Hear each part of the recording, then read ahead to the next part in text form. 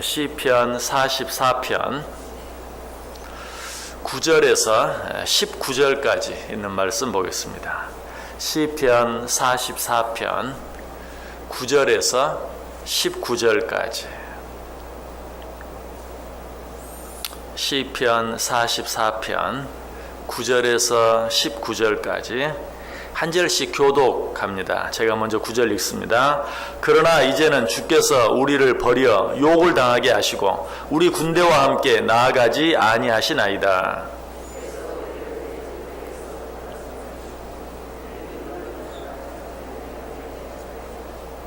주께서 우리를 잡아먹힐 양처럼 그들에게 넘겨주시고 여러 민족 중에 우리를 흩으셨나이다.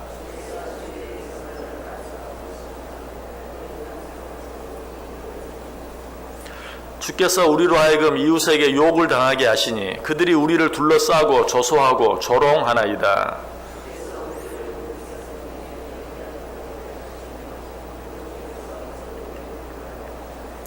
나의 능욕이 종일 내 앞에 있으며 수치가 내 얼굴을 덮었으니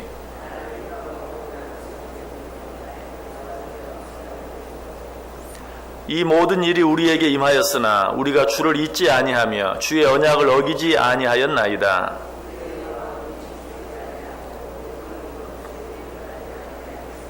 (19절) 같이 읽습니다. 주께서 우리를 승냥이의 처소에 밀어 넣으시고 우리를 사망의 그늘로 덮으셨나이다. 아멘. 자, 오늘 본문 어떻게 시작하고 있습니까? 그러나 라고 시작하고 있습니다. 무슨 뜻이죠? 뭔가 이전과는 다른 일이 생겼다는 것이죠.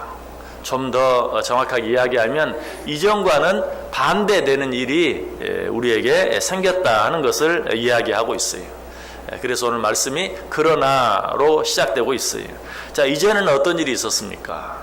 우리가 4절부터 8절까지 여러 시간 걸쳐 생각해 보았는데 어떤 일이 있었어요? 하나님께서 우리와 함께 해주셨죠. 그래서 우리로 하여금 우리 대적을 누르게 하시고 우리 대적을 발로 밟을 수 있게 해주셨어요. 얼마나 놀라운 일인지 몰라요. 그런데 지금은 어떤 일이 일어나고 있습니까? 정말 이전과는 전혀 다른, 이전에는 생각할 수 없었던, 상상할 수 없었던 그런 일이 일어나고 있어요. 그 일이 어떤 일입니까? 오늘 읽은 본문 속에 한두 절이 아니고 길게 나타나 있어요. 9절 한번 보세요. 그러나 이제는 주께서 우리를 버려 욕을 당하게 하시고 우리 군대와 함께 나아가지 아니하시나이다. 방금 전까지 시인은 어떻게 했죠? 8절 말씀 보면 하나님께서 우리로 하여금 대적을 누르게 하시고 발로 밟게 해주신 것 생각하면서 하나님을 자랑하고 그 하나님께 감사했어요. 그럼에도 불구하고 지금 이들에게는 어떤 일이 일어났어요? 주께서 그들을 버리셨다. 그래서 대적들에게 욕을 당하게 하신다. 또 우리가 대적들과 싸우기 위해서 전쟁터에 나가는데 우리와 함께 나가지 아니하셨다라고 이야기하고 있어요. 10절도 보세요. 주께서 우리를 대적들에게서 돌아서게 하시니 우리를 미워하는 자가 자기를 위하여 탈취하였나이다. 대적들에게서 돌아선다. 이 말 무슨 말이죠? 대적들에게 등을 보이고 도망가게 되었다. 앞에서는 어땠다고요? 대적들을 누르게 하시고 대적들을 발로 밟게 하셨어요. 그런데 하나님께서 우리를 버리심으로 말미암아 이제는 대적들에게서 돌아서게 하셨다. 그래서 우리를 미워하는 자가 자기들을 위해서 우리가 가진 모든 것을 탈취해 가게 하셨다라고 이야기하고 있어요. 11절에도 보세요. 주께서 우리를 잡아먹힐 양처럼 그들에게 넘겨주시고 여러 민족 중에 우리를 흩으셨나이다. 마치 양을 키우는 목자가 정말 애지중지 사랑하는 것처럼 키웠어요. 그런데 때가 되니까 그냥 다른 사람에게 팔아버리는 거예요. 그래서 어미 양은 어미 양대로, 아버지 양은 아버지 양대로, 새끼 양은 새끼 양대로 다 흩어지게 만들어버리는, 그 정도로 끝나는 게 아니죠. 또 양이 팔려가면 어때요? 그 사람은 양을 잡아가지고 고기는 고기대로, 털은 털대로, 산지사방으로 정말 다 흩어지게 만들어버리는 그런 일을 누가? 하나님께서 하셨다라고 지금 이야기하고 있어요. 또 그런데 더 이해가 안 되는 말은 그 다음 절에 있죠. 12절 보세요. 주께서 주의 백성을 헐값으로 파시며 그들을 판 값으로 이익을 얻지 못하셨나이다. 주인이 양을 팔 때는 어때요? 참 자기가 키워서 키운 양이기 때문에 팔 때는 마음이 좀 아프겠죠. 그럼에도 불구하고 팔아야 이익이 생기니까 할 수 없이 안타까운 마음으로 파는 거죠. 그런데 여기 보면 주께서 우리를 양처럼 파셨는데, 그래서 여기저기 흩어지게 하셨는데 헐값에 파셨다. 그래서 이익도 남기지 못했어요. 언제 그렇게 하죠? 이거는 뭐 내가 무슨 이익을 취하기 위해서 그런 게 아니고 그냥 미운 물건 팔아 없애버리는 거죠. 아, 이익 못 봐도 좋아, 그냥 가져가 버리기만 했으면 좋겠어, 이런 마음으로 팔아버린 거예요. 주께서 우리를 파시되 헐값에 파셨다. 그래서 하나도 남기지 못하고 뭐 얻는 것 하나도 없이, 이익도 하나도 없이 그냥 우리를 팔아버리기만 하시고 우리를 그냥 산지사방에 흩어지게 만들고 마셨다. 여기에서만 끝났으면 그래도 괜찮아요. 여기에서도 끝나지 않아요. 13절, 14절, 15절, 16절 보시면 주께서 우리로 하여금 이웃에게 욕을 당하게 하시니 그들이 우리를 둘러싸고 조소하고 조롱하나이다. 주께서 우리를 뭇 백성 중에 이야기거리가 되게 하시며 민족 중에서 머리 흔들림을 당하게 하셨나이다. 나의 능력이 종일 내 앞에 있으며 수치가 내 얼굴을 덮었으니 나를 비방하고 욕하는 소리 때문이요 나의 원수와 나의 복수자 때문이니이다. 여러분, 세상을 살면서 정말 견디기 어려운 것은 무슨 힘들고 어려운 일을 당하는 게 아니에요. 그 일들로 인해 사람들이 나를 조롱하고 조소하는 그런 일을 당할 때 정말 힘들고 어려워요. 그런데 그보다 더 견디기 어렵고 힘든 것은 그냥 나를 조롱하고 조소하고 그렇게만 해줘도 괜찮아요. 왜? 아직까지 나를 유령 취급하진 않으니까. 그런데 그보다 더 심한 경우는 어떤 경우입니까? 이제는 조롱도 하지 않아요. 조소도 하지 않아요. 말 한마디도 하지 않아요. 어떻게 해요? 그냥 머리만 절레절레 흔들어요. 말할 가치도 없다는 것이, 그렇게 얘기하고 있어요. 저들이 나를 조롱합니다, 조소합니다. 아니, 그 정도로 끝나지 아니하고 이제는 그저 나만 보면 머리를 절레절레 흔듭니다. 지금 주의 백성들이 이런 지경에까지 처하게 되었다라고 이야기하고 있어요. 자, 그런데 오늘 이 말씀 속에서 우리가 꼭 기억해야 될 아주 중요한 한 가지 사실이 있어요. 지금 시인은 무슨 연유인지 모르지만 정말 힘들고 어려운 일들을 당하고 있어요. 그럼에도 불구하고 시인이 그 원망처럼 들리고 불평처럼 들리는 이 일 속에서 분명하게 인정하는 것 한 가지가 있어요. 그것이 무엇입니까? 이 모든 일을 행하신 분이 하나님이십니다 라고 구절구절마다 인정하고 있어요. 다시 한번 9절부터 보세요. 그러나 이제는 누가? 주께서 우리를 버려 욕을 당하게 하시고 우리 군대와 함께 나아가지 아니하시나이다. 10절에도 주께서 우리를 대적들에게 돌아서게 하시니 우리를 미워하는 자가 자기를 위하여 탈취하였나이다.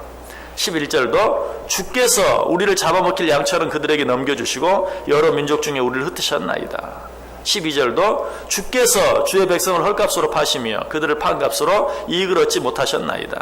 13절도 주께서 우리로 하여금 이웃에게 욕을 당하게 하시니 그들이 우리를 둘러싸고 조소하고 조롱하나이다. 14절도 주께서 우리를 뭇 백성 중에 이야기거리가 되게 하시며 민족 중에서 머리 흔들림을 당하게 하셨나이다. 누가 하셨다고요? 주께서 하셨다. 정말 이해할 수 없는 일들이에요. 정말 견디기 힘들고 어려운 일이에요. 당연히 원망할 수밖에 없고 불평할 수밖에 없는 상황이, 아니 지금 실제로 원망하고 불평하고 있는지도 몰라요. 그러나 분명한 것은 뭐예요? 이 모든 일을 주께서 하셨나이다 라고 인정하고 고백하고 있어요. 여러분, 사실은 이것이 믿음입니다. 이것이 중요해요. 여러분, 이렇게 할 수만 있다면 오늘 이 본문에 있는 내용이 설사 원망이고 불평이다 하더라도 그것은 기도예요. 여러분, 그렇죠? 우리가 주님 왜 이렇게 하십니까? 정말 주님께서 왜 이렇게 하시는지 이해할 수 없다고만 내가 고백할 수 있다면 그건 믿음이. 아, 주님 안 계셔. 하나님이 어디 계셔? 하나님이 계신다면 이럴 수가 없지. 이거는 불신앙이. 그러나 주님 도대체 왜 이렇게 하십니까? 주님 도대체 왜 나에게 이렇게 하십니까? 라는 것은 이건 기도예요. 어쨌든 이것은 믿음에서 나오는 일이에요. 여러분, 우리도 이렇게 할 수 있어야 돼요. 먼저 어떤 어렵고 힘든 일 앞에서 감사하고 찬송하고 설령 그렇게는 못한다 할지라도 주께서 이렇게 하셨습니다. 그런데 왜 이렇게 하셨습니까? 주님 왜 이렇게 하십니까? 라고 물을 수 있어야 돼요. 여러분, 이렇게 하면 주님께서 어떻게 하십니까? 주님께서 하셨다는 것을 내가 분명히 인정하면 주님께서 당신께서 하신 일, 지금은 정말 이해할 수 없고 힘들고 견디기 어려운 일을 할지라도 그 일에 대해서 책임을 져 주십니다. 우리 인간들도 이런 말을 하죠. 결자해지. 그 일 한 사람이 책임져야지. 그 문제를 만든 사람이 그 문제를 풀어야지. 결자해지.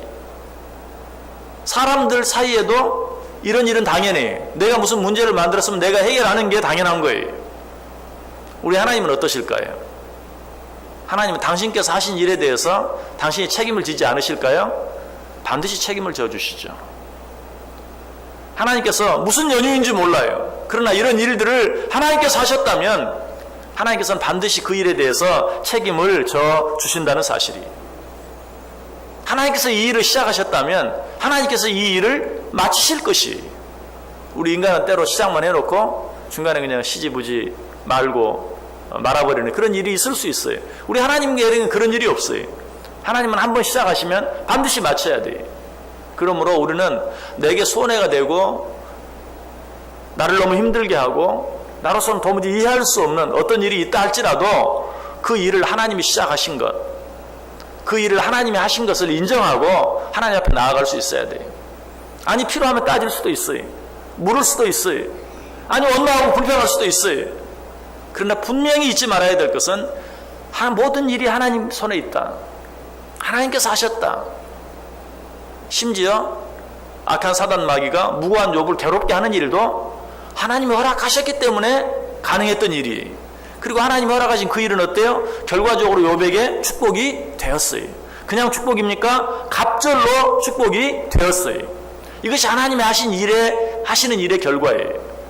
그러므로 우리는 우리 앞에 보이기 어떠하든지 그 모든 일 앞에서 오늘 시인처럼 정말 그 힘들고 어려운 일들을 말하면서 일부러 절마다 주께서 6절에서 6번이나 주께서 하셨나이다, 주께서 하셨나이다, 주께서 하셨나이다 라고 인정하고 고백하고 있는 것을 보게 돼요. 여러분에게 어떤 일이 있습니까?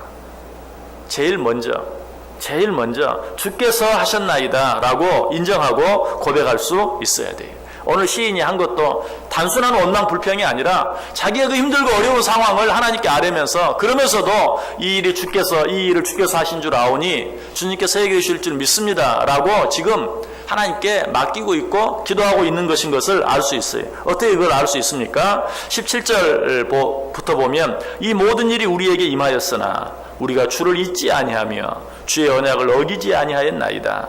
우리의 마음은 위축되지 아니하고 우리 걸음도 주의 길을 떠나지 아니하였습니다 라고 고백하고 있는 것을 보게 돼요.